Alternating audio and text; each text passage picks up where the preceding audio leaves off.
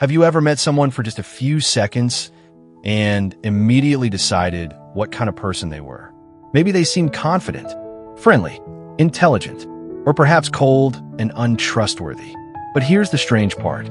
Even when you later discover that your first impression was wrong, changing it can be surprisingly difficult. Why? Because your brain doesn't wait for all the facts. It quickly creates a story from the first information it receives. And once that story feels true, new information is often judged through the lens of what you already believe. This fascinating idea is explored in Daniel Kahneman's book, Thinking Fast and Slow. Today, we'll discover why first impressions become so powerful, why they're so difficult to change, and how understanding this habit of the mind can help us judge people more carefully. And while you learn, you'll also practice your English. The text will appear on the screen as you hear the narration. Read it aloud with me. Try to match the pronunciation, rhythm, and natural flow of each sentence. Ready? Let's begin.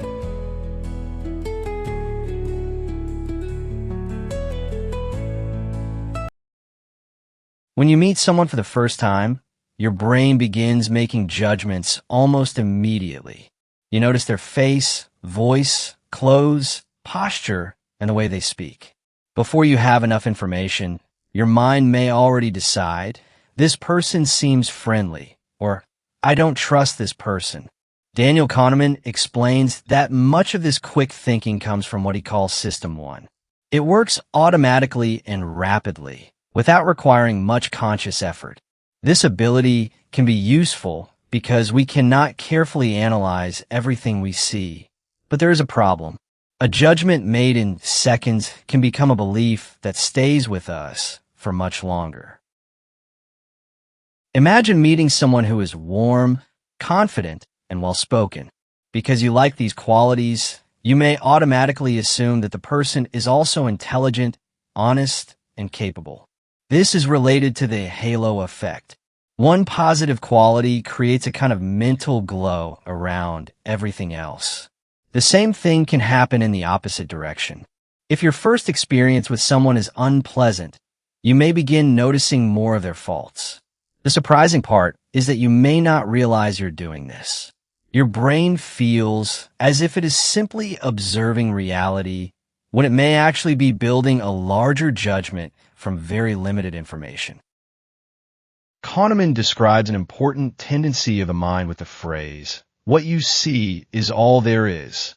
In simple terms, we often create a complete story from whatever information is available, without thinking enough about what might be missing. Suppose a new coworker barely speaks during your first conversation. You might decide that they are unfriendly or uninterested, but perhaps they're nervous, tired, or simply having a difficult day. Your mind does not like an incomplete picture, so it quickly fills the gaps and creates an explanation. Once that explanation makes sense to you, it can start feeling like a fact rather than a guess. Once a first impression is formed, later information does not always receive a fair chance. Imagine you believe someone is selfish. If they refuse to help you once, you may think, I knew it. But if they do something generous, you might say, they probably want something in return. Notice what happened.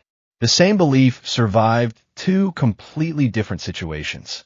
We often pay more attention to evidence that fits what we already think and find explanations for evidence that does not.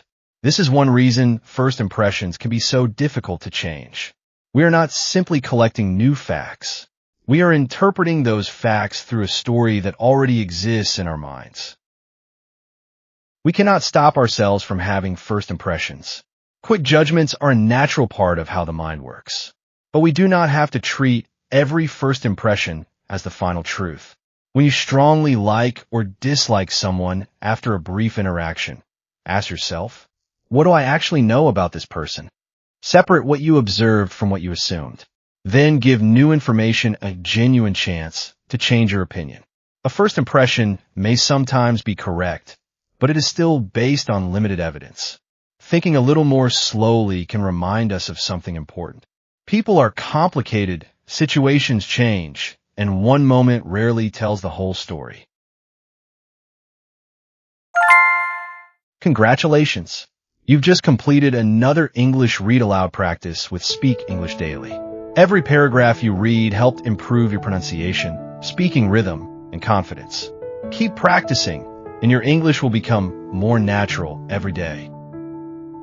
Today, you learned that first impressions are formed quickly, but they are not always accurate. From thinking fast and slow, you discovered how System 1, the halo effect, and our tendency to build stories from limited information can influence the way we judge others. Thank you for joining today's English speaking practice. I hope you enjoyed this lesson and learned something useful while improving your English. Remember, fluency doesn't come from watching. It comes from speaking every single day.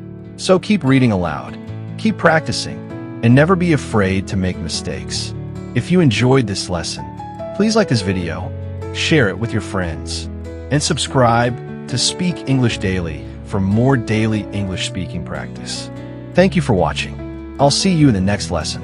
Until then, take care and keep speaking English every day.